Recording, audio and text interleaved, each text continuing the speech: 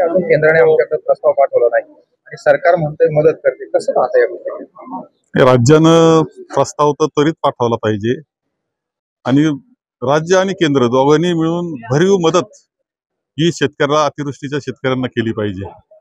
ही वेळ आहे शेतकऱ्याच्या पाठीशी उभे राहण्याची, त्याला पुन्हा उभे करण्याची, म्हणून मदत असली पाहिजे। पंजाब सरकारच्या निर्णयाप्रमाणे ही अपेक्षा सर्व शेतकऱ्यांची आहे आणि त्याचबरोबर कर्जमाफी जर करू शकले तर खूपच आनंद आहे, का त्यामुळे हा शेतकरी पुन्हा उभा राहण्यास मदत होईल। तेव्हा मदत जी असते ती मदत असते, तिची नुकसान भरपाई नसते हे आम्हाला कळतं, परंतु ती मदतही भरीव असावी ही अपेक्षा आहे।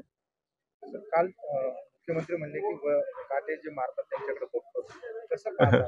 नाही, मी तर अभिनंदन केलं मुख्यमंत्र्यांचं, त्यांना खरं दुखणं कळालेलं आहे। एक योग्य व्यासपीठावरून ते हे बोललेले, महाराष्ट्रात चांगला मेसेज गेलाय। खूप काळजी त्यांनी घ्यावी, शेतकरी त्यांना दुवा देतील।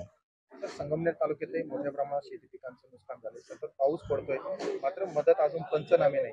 अतिवृष्टीमुळे काही गावांचं नुकसान झालंय, या व्यतिरिक्त सतत जो पाऊस पडत राहिला त्यामुळे पिकं गेलेली ही वस्तुस्थिती आहे। 2005 आणि 6 साली सुद्धा ही परिस्थिती होती, त्यावेळेच्या सरकारने खूप चांगली मदत केली होती। आम्हाला संगमेर तालुक्याला, अकोले तालुक्याला सुद्धा ती अपेक्षा आहे।